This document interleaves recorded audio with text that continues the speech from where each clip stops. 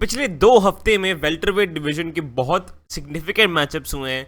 Shafqat Rakhmonov versus Ian Garry, Joaquin Buckley versus Colby Covington. And अभी एक long standing जो ritual चलता आ रहा था वेल्टरवेट डिवीजन का, जहाँ पे लोग मतलब फाइटर्स एक दूसरे से फाइट ही नहीं कर रहे थे और सिर्फ टाइटल शॉट का वेट कर रहे थे लाइन में, और वो डिवीजन इन जनरल बहुत बोरिंग हो गया था।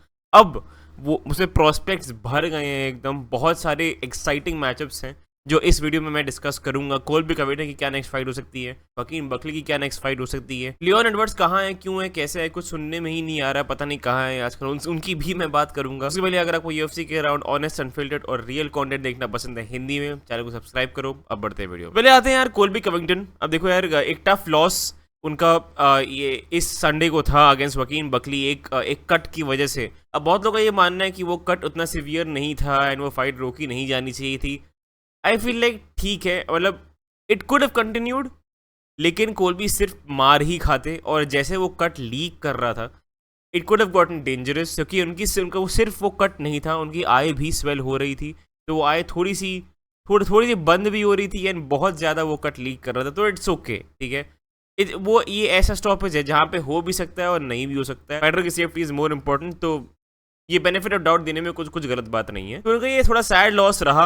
अभी बहुत लोग का ये मानना है कि उनको अब रिटायर करना चाहिए। मेरा भी टू अ सर्टेन एक्सटेंट मुझे भी ऐसा लग रहा है कि ओके, यू नो व्हाट, अब कोई भी बेकार में मार खाने का कोई फायदा नहीं है, ठीक है। 37 साल के होने वाले हो, it's about time, hang it up, move on. बहुत सारे और चीज़ें हैं तुम्हारे जीवन में करने के लिए। टाइटल शॉट तुमको बहुत बहुत मतलब बहुत अनलाइकली है कि टाइटल शॉट मिलने वाला है। मुझे लग रहा है जब बकली और कोल्बी की अभी जब फाइट हुई थी, मेन टेस्टामेंट था वो, मतलब जो old guard versus new guard जो होता है वैसी वाली फाइट थी। एंड बकली ने दिखाया कि ओके, ये है नया जनरेशन, ये है एवोल्यूशन स्पोर्ट का, एंड यू आर बिहाइंड। ये एक स्टेटमेंट जो वकीम बकली का था, ये मुझे दिख रहा था। अब यार देखो, कोल्बी के पास 2 ऑप्शन है, या तो वो रिटायर कर जाए, या तो वो एक बड़े नाम से ही फाइट करें, बिकॉज वो वही करेंगे, ठीक है। उनका मतलब वो कोई मतलब रैंक्ड फाइटर भी हो बट नो नेम से फाइट नहीं करेंगे, जैसे Sean Brady. Nobody cares about him, I mean I am sorry, but बहुत कम लोग एक्चुअली मुझसे आगे पूछते हैं कि भाई शॉन ब्रेडी की फाइट कब होगी। जेडीएम के बारे में पूछते हैं, उस्मान के बारे में पूछते हैं, nobody talks about Sean Brady, जबकि वो रैंक्ड 5 हैं। बट ठीक है, कोल्बी का आई फील लाइक इधर वो रिटायर कर जाए या फाइट इयन गैरी, ठीक है। That's the only way for him to do anything at all. मतलब इयन गैरी की फाइट बड़ी फाइट भी होगी, बिकॉज इयन गैरी का स्टॉक बहुत हाई है इस समय, एंड इन दोनों के बीच में राइवलरी भी चल रही है एंड बहुत कुछ चल रहा है इनके बीच में काफ़ी टाइम से। आई फील लाइक मतलब I the only way Colby Covington can bounce back is with a win over Ian Garry. And अगर वो रिटायर नहीं कर रहे हैं, यही उनकी फाइट सबसे, मतलब बिकॉज दोनों लॉस से भी आ रहे हैं इस समय, ऑब्वियस मैचअप इसको बोल सकते हो। मतलब ये फाइट दोनों के लिए बहुत अच्छी होगी। अब आते हैं वकीम बकली पे। अब यार बकली ने बहुत इंप्रेस किया है एटलीस्ट मुझे and in general fans across the world को, बिकॉज उन्होंने जो परफॉर्मेंस अभी पुटअप करी थी कोल्बी कविंगटन के अगेंस्ट। अब देखो, बहुत लोग ये बोल रहे हैं कि यार कोल्बी कविंगटन वॉश था एट दैट पॉइंट, कि ठीक है ओके, मे बी उनका सेम हंगर नहीं था कंपेयर टू जो उस्मान के अगेंस्ट जो फाइट्स हुई थी, लेकिन ये लियोन एडवर्ड्स वाला कोल्बी भी नहीं था,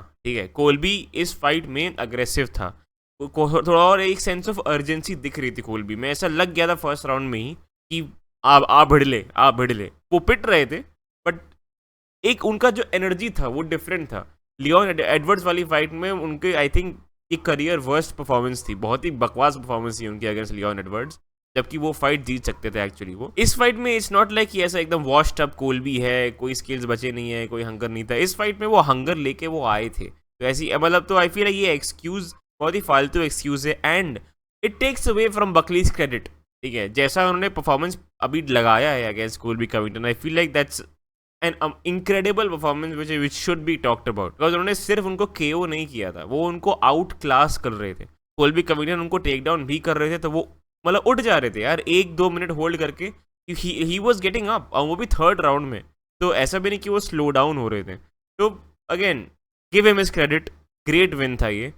अगला अगर देखें, I feel like there is one guy in the division जो हाई रैंक है और जो गायब हो गया है, कोई सुनने में नहीं आ रहा है क्या करना है जीवन का, उसको क्या फ्यूचर प्लानिंग है, आईएएस वाईएएस की तैयारी कर रहे हैं, कुछ पता नहीं क्या चल रहा है उनका। Leon Edwards. इन दोनों को एक लेअप चाहिए, टाइटल शॉट के लिए, एंड ये वो लेअप बन सकता है। आई फील लाइक ये बहुत बेनिफिशियल होगा दोनों फाइटर्स के लिए from just an optics point of view.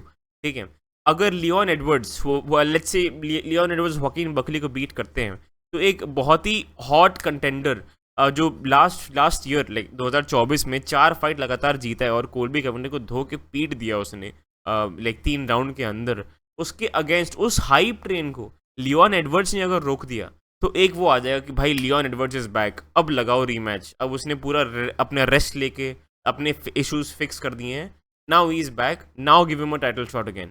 ये एक बहुत बढ़िया स्टोरी बनेगी वकीन बकली के लिए। ऑफ कोर्स यार, फॉर्मर चैंपियन जो अब भी चैंपियन था, ऐसा भी नहीं कि फॉर्मर चैंपियन 3-4 फाइट पहले, लास्ट फाइट में चैंपियन था वो और उसमें चैंपियनशिप हारा है वो अगेंस्ट बिलाल मोहम्मद जुलाई में।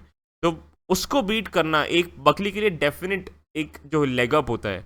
Direct title shot I don't think मिलेगा उसको, because again the scheduling only is not matching. पहले शाफकात वर्सेस बिलाल स्केड्यूल होगा पता नहीं अप्रैल वगैरह में, मार्च अप्रैल मई में, उसके बाद वो फाइट वगैरह करेंगे। तो अगेन उस स्केड्यूलिंग मैच नहीं करेगी। आई डोंट थिंक बकली बैठने में भी इंटरेस्टेड रहेंगे। Buckley versus Edwards book it, बहुत इंटरेस्टिंग फाइट है एंड दोनों के लिए बहुत बेनिफिशियल फाइट होगी even from a marketing point of view. आते हैं जैक डेला मैडलेना पे। JDM इनकी लास्ट फाइट मार्च में हुई थी 2024 गिलबर्ट बर्न्स के against, and I feel like बहुत लंबा ले ऑफ उनका हो गया है at this point. I am not very comfortable with that honestly, क्योंकि उनको मतलब जो प्रॉस्पेक्ट्स होते हैं, यंग प्रॉस्पेक्ट्स होते हैं, मुझे लगता है उनको एक्टिविटी एक अपनी रखनी चाहिए।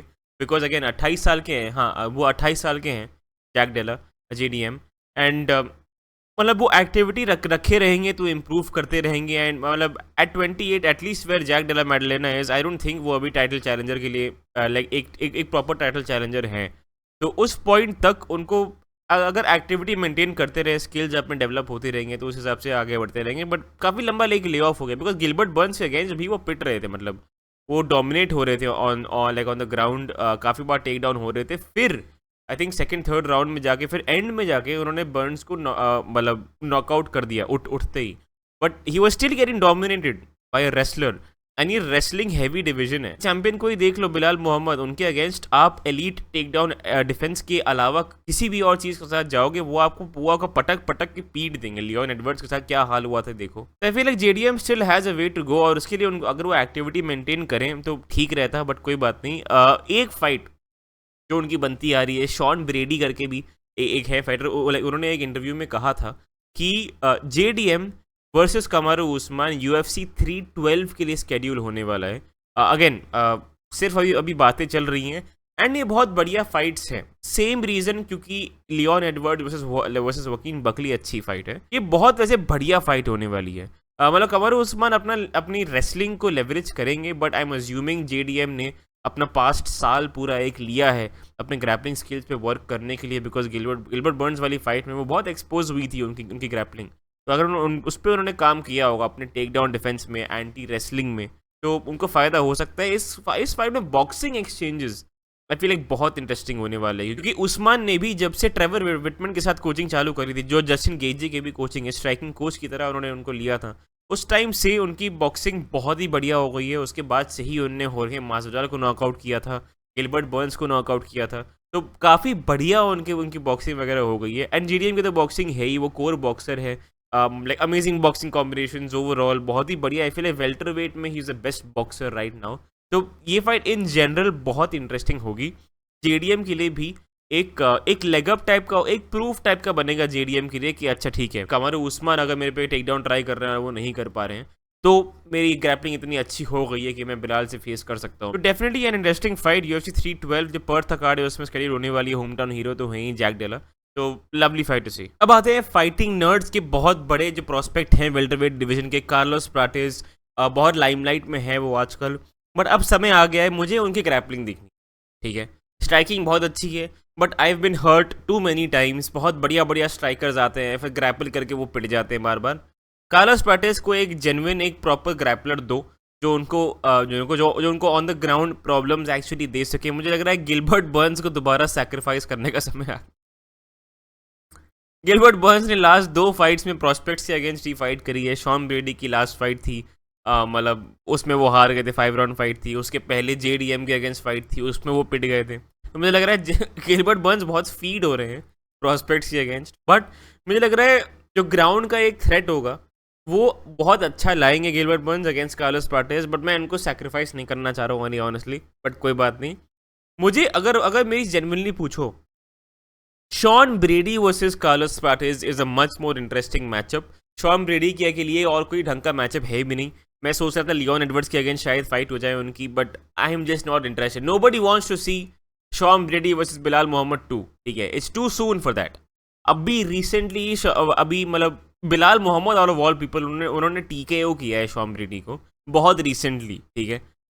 क्या 1-2 साल पहले ही उनकी फाइट हुई थी, तो I don't want to see that. मतलब मुझे शॉन ब्रेडी टाइटल पिक्चर के आसपास भी नहीं चाहिए, मुझे एटलीस्ट 1 साल के लिए एक फाइट नीचे फाइट करो, ठीक है।